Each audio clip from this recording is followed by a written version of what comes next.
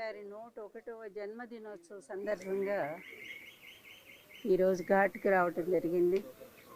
ఆ మహనీయుడు ఎన్ని సంవత్సరాలైనా ఆయన చరిత్ర అజరామరంగానే ఉంటుంది. తెలుగు జాతి ఉన్నంత వరకు తెలుగు వాళ్ళ గుండెల్లో ఆయన స్థిరమైన స్థానాన్ని సంపాదించారు.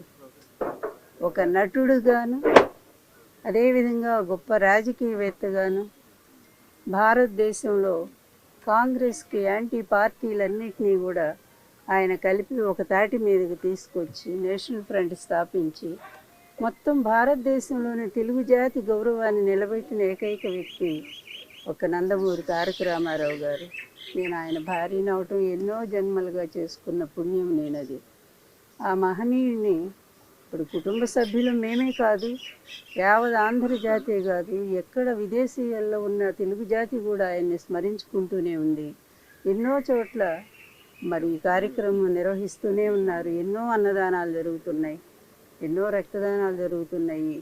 ఇన్ని సంవత్సరాలు ఆయన చనిపోయి దాదాపు 28 సంవత్సరాలైంది. 96 ఆయన జనవరి 18వ తారీఖు మనల్ని అందరినీ వదిలిపెట్టి వెళ్ళారు. కానీ ఆయన కీర్తి మాత్రం ఎప్పటికీ చెక్కు చెదరకుండా అలాగే ఉండిపోయింది. అది నిజమైన ఇది అంటే మనిషి పుట్టుక ఎక్కడ ఉంటుందంటే మరణం తర్వాతే ఉంటుంది. మరణించినా బ్రతికుండే వాళ్ళు ఎవరో భగవద్గీత చెప్పినట్టు కూడా అటువంటి మహామనిషి జాతస్య ధ్రువోహి మృత్యువు అన్నట్టు మరణం అనేది ప్రతి ఒక్కళ్ళకి అది సహజమైనటువంటిది.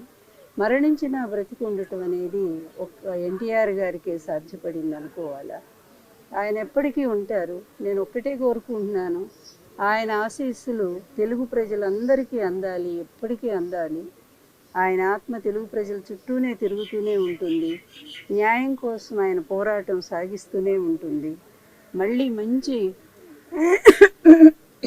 ఈ ఎలక్షన్ల తర్వాత మంచి పరిపాలన కోసం ఆయన తప్పకుండా ఆయన ఆత్మ ఆశీస్సులు అందిస్తూనే ఉంటుంది. ఆంధ్రప్రదేశ్లో మంచి సుపరిపాలన మళ్ళీ కంటిన్యూ కాబోతూ ఉంది. అదేవిధంగా ఇక్కడ తెలంగాణ రాష్ట్రంలో కూడా మంచి పరిపాలన వాళ్ళు అందించాలని మేము కోరుకుంటూ ఉన్నాము. ఎందుకంటే ఎక్కడున్నా తెలుగు జాతి, తెలుగు ప్రజలు సుఖంగా ఉండాలి. నాయకులైన వాళ్ళు స్వార్థానికి, అవినీతికి తల ఉంచితే ఏ విధమైనటువంటి శిక్షలు ఉంటాయో కూడా ప్రత్యక్షంగా చూస్తూ ఉన్నాము. అందువల్ల ప్రజల కోసం జీవించే వాళ్ళు నాయకులు అనేది ఎన్టీఆర్ గారు ఒక్కరే చాటి చెప్పారు. అందువల్ల ఆయన స్ఫూర్తితో ఆంధ్రప్రదేశ్లో పరిపాలన అలాగే సాగుతూ ఉంది. అదే కంటిన్యూ అవుతుంది కూడా. అందువలన రేపు 4వ తారీఖు జరిగే ఎన్నిక తర్వాత ఆంధ్రప్రదేశ్ మళ్ళీ ఒక సుభిక్షమైన శాంతియుతమైన పరిపాలన అందుకుంటుందని, అందుకు ఎన్టీఆర్ గారి ఆశీస్సులు నిండుగా జగన్మోహన్ రెడ్డి గారికి అందాలని కోరుకుంటూ సెలవు.